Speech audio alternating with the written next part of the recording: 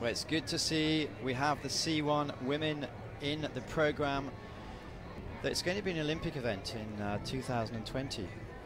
All sorts of controversial. I think that's a very much debated topic over the last few months since that was announced.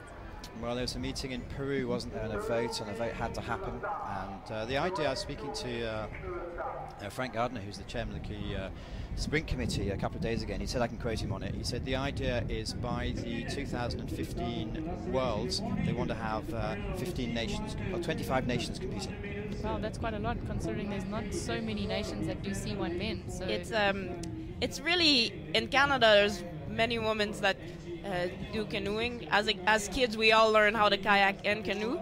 So for us, it's a really strong program, and they're clearly pushing for it in Canada. But it's nice to see different countries now around the world trying to put a program together. In your picture just a second ago, we have Anggie, who's 17 years old. She was in the world final, she came 5th, and here we have Staniela Stemnova from Bulgaria. She actually won the silver medal. No prizes for getting the gold medal in the worlds. It was Laurence Vincent Laponte who's dominated the sport for the last couple of years, isn't she? Completely from Canada. In Canada, it's been a tough race. She just lost the selection, so the depth is there in Canada. See if the world can step up too. But it's also interesting that the K2 200 men, it's the biggest field I think we've ever had with 50 entries, so perhaps a statement is being put forward. But anyway, here we go. 5 young ladies racing together. And the goal also is to get consistently around about the 50-second mark, so we'll see how they go. But the conditions are perfect for them. Look out for lane number 6.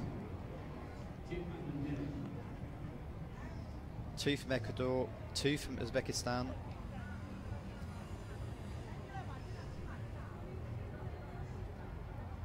So you must have tried it then when you were going up. Yeah, no, we raced when we go home for the Canadian Championship. We jump in the C4s, and it's not easy.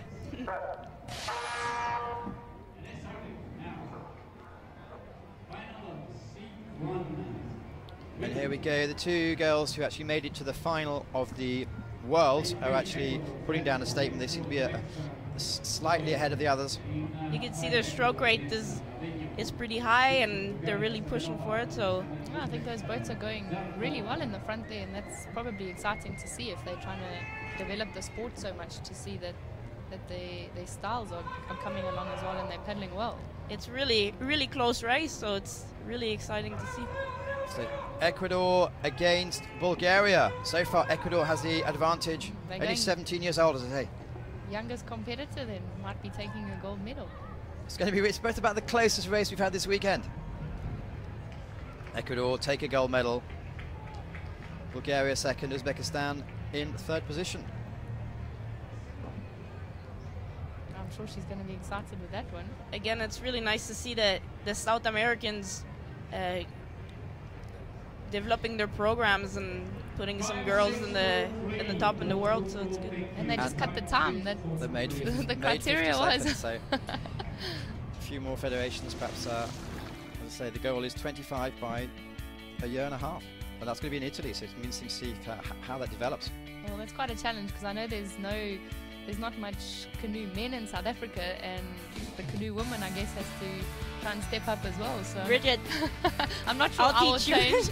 I'm quite happy with kayaking.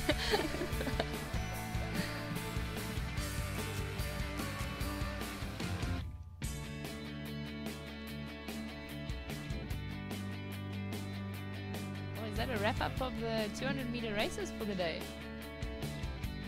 Yep, that's pretty much it as far as we're concerned for the A final coverage. You girls going off for a cup of tea, or are you preparing yourself for the 5,000? I'm actually entered in the 5,000, so maybe I'll save the tea for after. I'm sitting and being a spectator for the 5,000 at this event. I've already done 3 events. Let's break off quickly. We have the results, confirmation of the results for the C1 200 women. As we saw on the screen, Anggie Avegno from Ecuador wins the gold, Bulgaria second, and Uzbekistan take the bronze medal. Sorry, so you're